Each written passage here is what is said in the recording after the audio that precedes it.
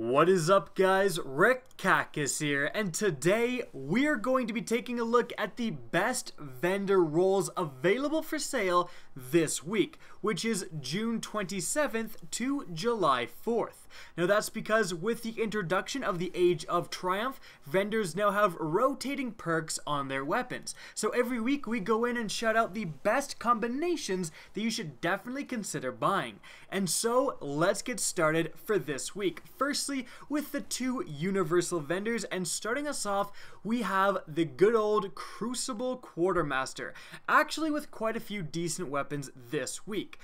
To start, we have the B29 Party Favor Pulse Rifle. This is a very powerful pulse rifle in the same archetype as the Hawksaw, very competitive archetype in PvP. And we've got, firstly, a decent sight with a Quickdraw IS, gonna let you aim down sights faster. And then we've got two decent perks. Life Support is actually pretty good, healing you when your health is low. And then Outlaw. Outlaw is actually really good here because it combines very well with Braced Frame.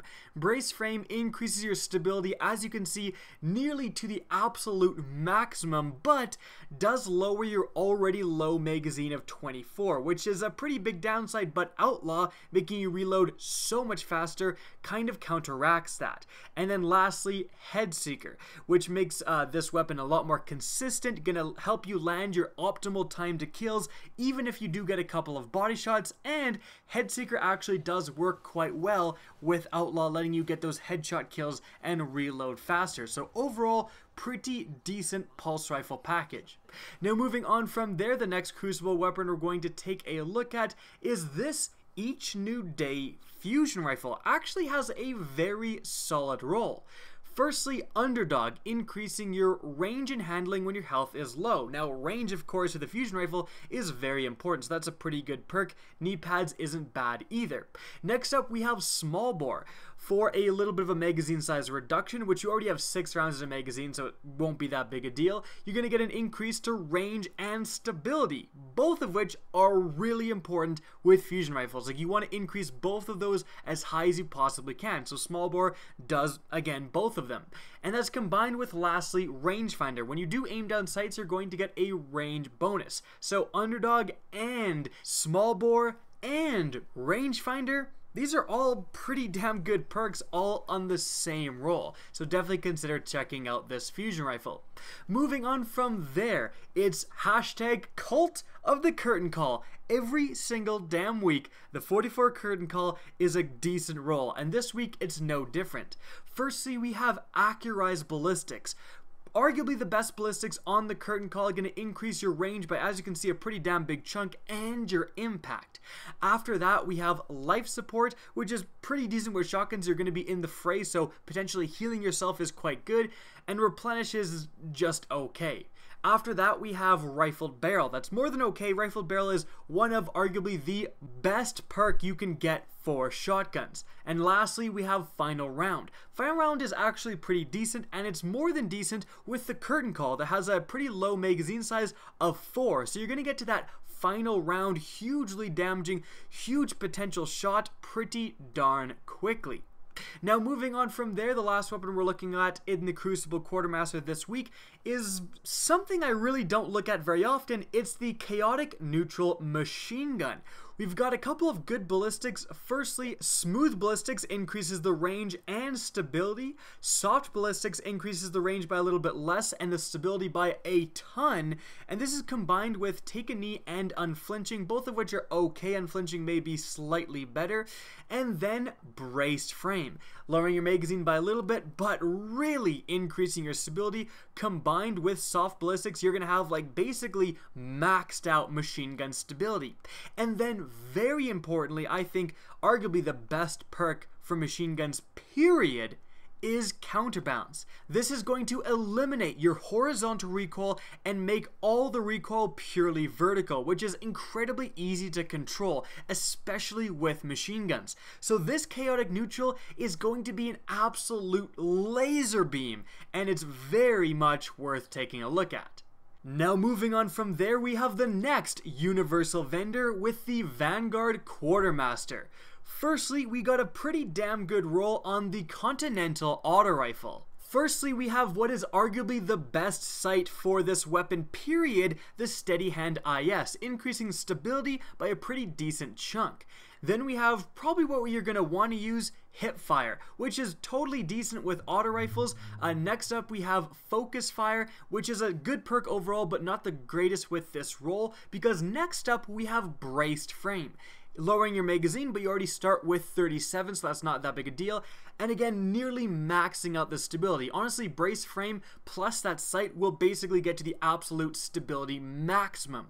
And then lastly, we have Persistence, which is going to increase the accuracy the longer this weapon is fired. Not the greatest perk, but you do have the combination of the best sight you can get and Brace Frame getting maxed out stability, and then you've got decent perks like Persistence and Hipfire all around. This is going to be a very, very user-friendly, easy-to-use auto rifle that you should definitely consider getting if you are someone who does enjoy using auto rifles. Now moving on from there, we have a pretty darn good roll on this Teacup Tempest sidearm. Now first off, Cascade and Outlaw both are actually pretty decent. Cascade is quite decent with sidearms. You're using them in close range anyways, so you're going to get that melee benefit, and then Outlaw just letting you reload faster if you do need it. After that, we have, well, firstly, Hand Loaded, which is one of the best perks you can get on sidearms, period, just purely increasing the range.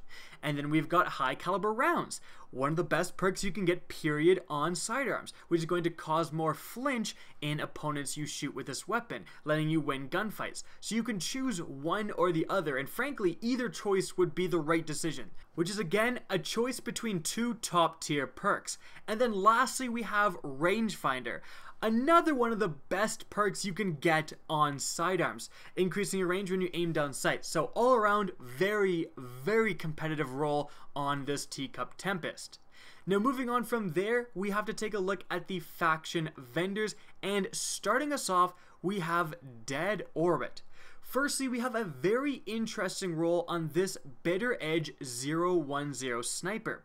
This is a unique sniper because it has one of the best aim assists out of any sniper in Destiny. I think it's the second highest legendary in the entire game, period. Now this is worth mentioning because it comes up with this roll. So firstly, you have the Longview SLR-10 sight. Almost as low zoom as something like the Ambush, still quite low zoom, and actually adds a decent amount of aim assist, so basically comes with a mini hidden hand.